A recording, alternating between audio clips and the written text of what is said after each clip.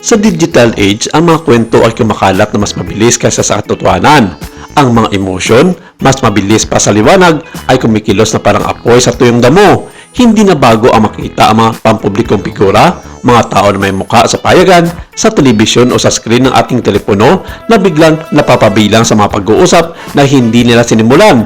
Sa nakalipas na linggo, isang partikular na kwento ang nag-viral sa buong Southeast Asia. Isang hula na dumano'y kaugnay ni Rudy Baldwin sa nasirabing sumangguni kay Chris Aquino nitong taong 2026. Sa loob lamang ng ilang araw, ang simpleng clip ay nagbunsod ng libo-libong mga reaksyon, mga debate at paghangad ng matitindihan mga misteryo sa likod ng nasabing hula. Sa kabila ng mabilis na pagkalat ito, kakaunti ang nakakalam kung ano talaga ang pinagmulan ng clip, sino ang nag-misinterpret, at higit sa lahat, ano ang katotohanan. Ang artikulong ito ay hindi magtatangkang kumpirmahin o pabulaanan ang mga claim.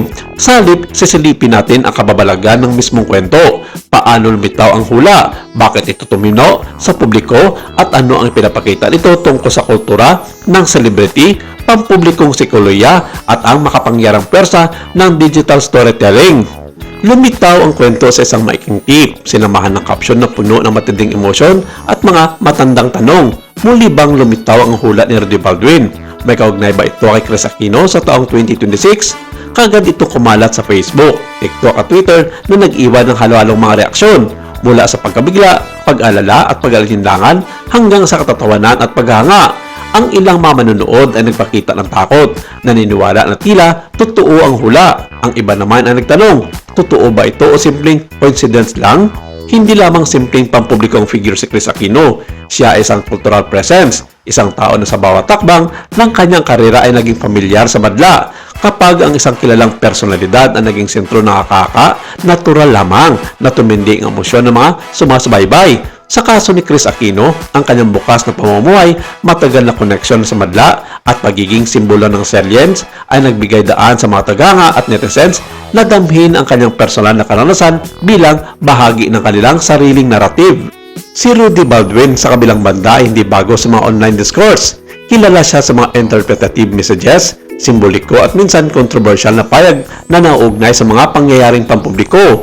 Sa paglipas ng mga panahon, natutunan ng mga tagapanood na iugnay ang kanyang pangalan sa mga hula kahit na hindi malinaw, kahulugan ay palaging bukas sa interpretasyon.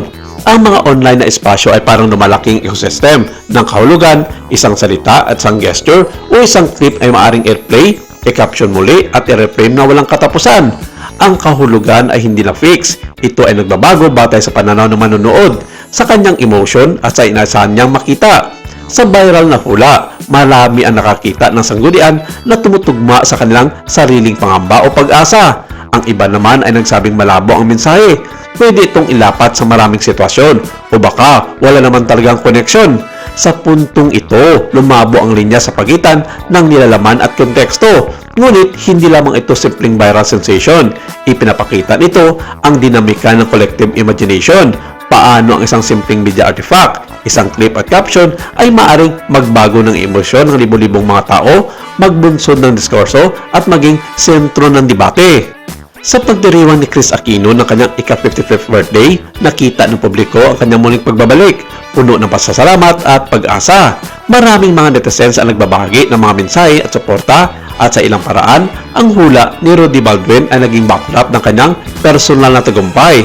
Ang kababalagan dito ay hindi lamang sa mismong hula, kundi sa kung paano nito maipakita ang interplay ng digital culture, celebrity, myth-making, viral storytelling at emotion ng publiko.